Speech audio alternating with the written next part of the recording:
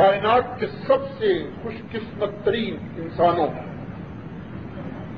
اللہ سبحانہ و تعالی سے محبت کرنے والے خوش نصیب صاحبان ایمان حضور سیدنا محمد رسول اللہ صلی اللہ علیہ وآلہ وسلم سے وابستہ ہونے والوں، ان پر وارفتہ ہونے والوں، ان پر تن من دھن نثار کرنے والوں صاحبان نصیب انسانوں، آپ کو مبارک ہو کہ آج آپ کی محفل میں القرآن بھی موجود ہے، قرآن بھی موجود ہے، پارے بھی موجود ہیں، آیات بھی موجود ہیں۔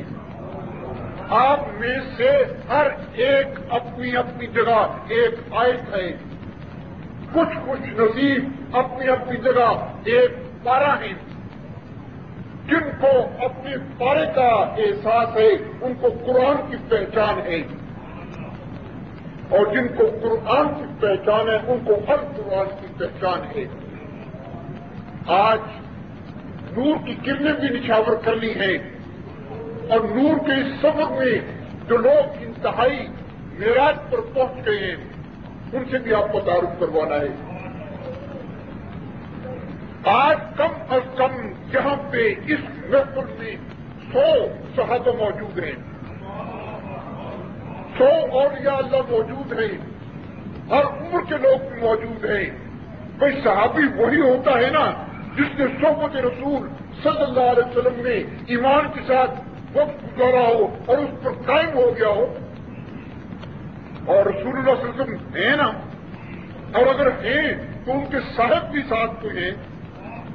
اس صاحب کے جو مصاحب ہیں وہی تو صحابی ہیں۔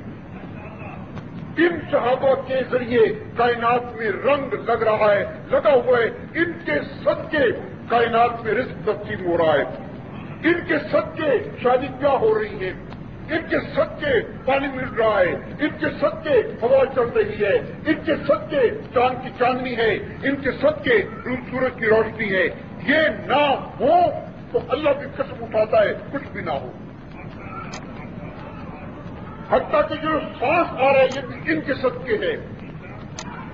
یہ ہیں وہ صحابہ، اور یہ بھی آپ کو علم ہے کہ دنیا کے کتنے بھی بڑے ولی کیوں نہ ہوں، لاکھوں کروڑوں کے مرید کیوں نہ ہوں، ان صحابہ کے گھوڑے الفاظ یہ ہیں، اور آج کیونکہ ان کی سواری کے پیچھے جو گرد اٹھتی ہے اس کے برابر بھی وہ پیر وہ ولی نہیں ہو سکتا جس کے لاکھوں کروڑوں مرید ہیں۔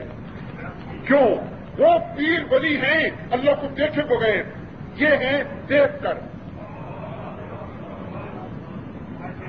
بھائی آپ ایک طرف ہو جائیں، آپ ہمارے اور ہمارے پیاروں کے درمیان رکاوٹ بنے ہوئے،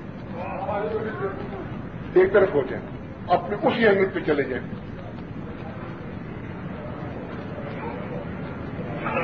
ان صحابہ میں سے ایک ایک جو ہے اپنی جگہ نمونہ ہے، اور ایک ایک کا تعارف کرانے کو جی چاہتا ہے، لیکن ہم صرف 2 کا تعارف کروائیں گے۔ عمر کے لحاظ سے دونوں نوجوان ہیں، حقیقت کے لحاظ سے دونوں نوجوان ہیں۔ ایک وہ خوش نصیب ہستی ہے کہ اس کائنات میں وہ بہت ہستی ہے، نام بھی ان کا عبد الواحد ہے، محمد عبد الواحد۔ ایک ایسے صحابی ایک ایسے ولی اللہ ہیں جس پوری کائنات میں جن کا خاندان سب سے زیادہ، تقریباً سارے کا سارا خاندان وابستہ ہے رسول صلی اللہ علیہ وسلم میں وارفتہ ہے، اور محمد رسول اللہ صلی اللہ علیہ وسلم سے وابستہ ہو کر محمد مصطفیٰ علیہ السلام تک پہنچا ہے، اور محمد مصطفیٰ علیہ السلام کے ذریعے محمد ذات حق سبحانہ و تعالی تک پہنچا ہے۔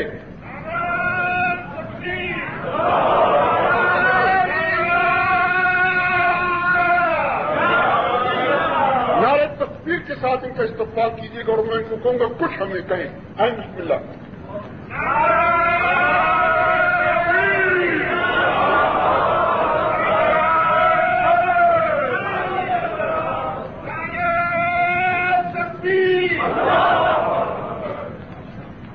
اعوذ باللہ من الشیطان الرجیم، بسم اللہ الرحمن الرحیم۔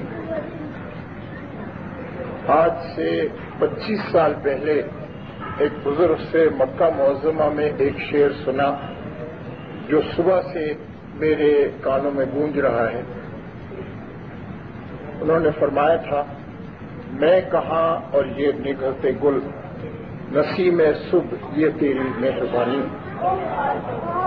یہ بات شعر تو بہت پسند آیا، لیکن اب پتہ لگا ذات حق کا کرم اور اس کی رحمت، اس کا خالص کرم کہ یہ نگہتے گل بھی اور نسیم سحر بھی اور پھول بھی وہ سب اندر ہی موجود ہیں. یہ ایک لباس میں چھپے ہوئے ہیں. ایک اور ہے، بہت عرصے پہلے علامہ اقبال نے بڑے درد کے ایک شعر کہا تھا، کبھی اے حقیقت منتظر نظر آ لباس مجاز میں کہ ہزار سجدے تڑپ رہے میری جبین نیاز میں. مبارک ہو کہ اب انتظار کی ضرورت نہیں. علامہ اقبال تو منتظر تھے، الحمدللہ ذات حق عیا ہو گیا. مبارک.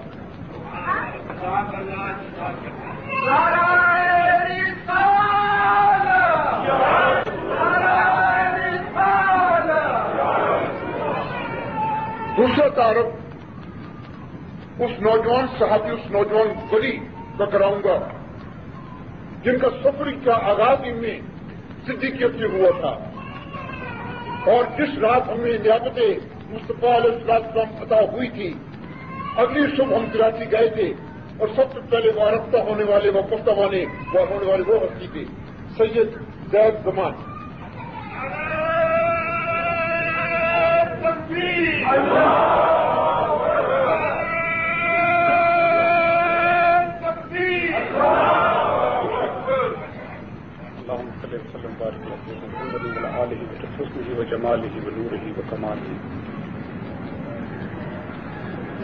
برسوں اس سفر کی آرزو رہی.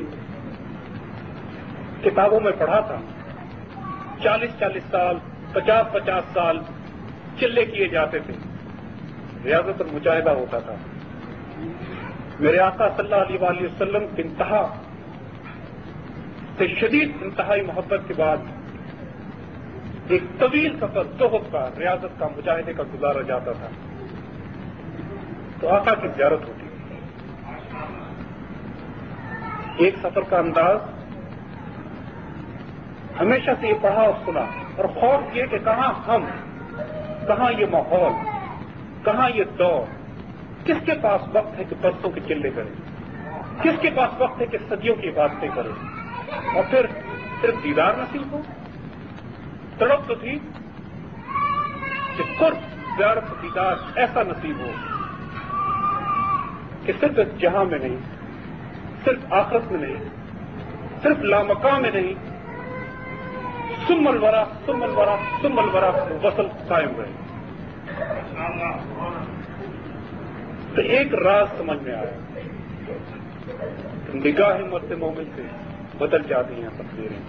زہد ہزاروں سال کا، پیار کی نگاہ ایک طرف بات بنتی ہے. اپنے کسی ایسے پیارے کو دیکھیں جو وہ پیار کی وہ نگاہ دے کہ صدیوں کا سفر لمحوں میں طے ہو. وسلام.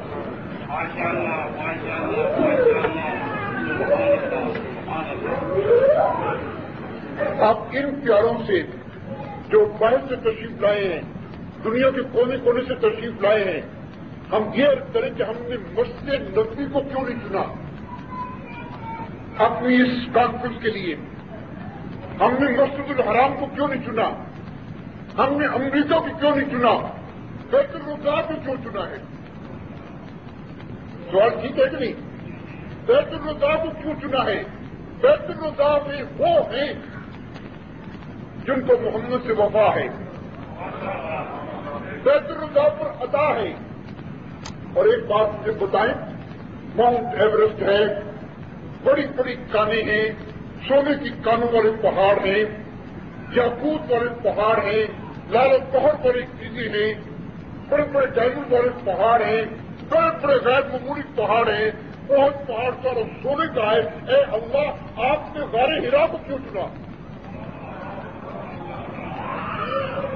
تو جس حکمت کے تحت اللہ نے غار حرا کو چنا تھا اسی حکمت کے تحت بیت الرضا کو چن لیا،